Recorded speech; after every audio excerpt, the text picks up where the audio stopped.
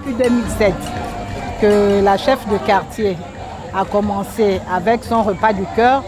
Je trouvais que c'était vraiment une action très louable. D'où mon accompagnement.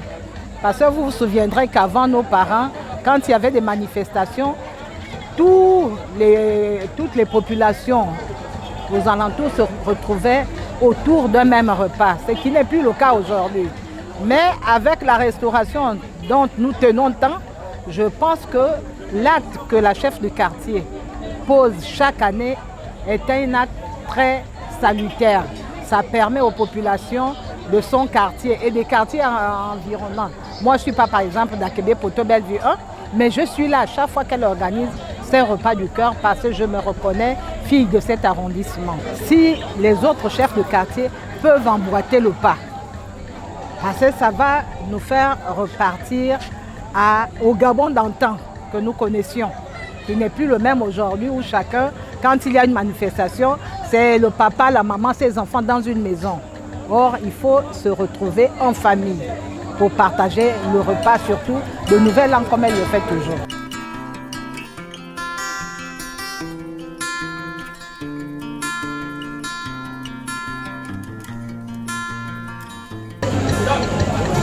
L'amour de son prochain, c'est ça qui s'est défini aujourd'hui, depuis 9 ans de cela.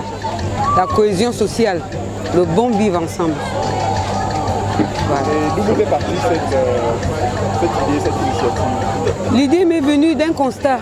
Un constat que je vois, l'amour de son prochain a disparu. Donc j'ai dit, mais écoute, nous sommes des Bantous.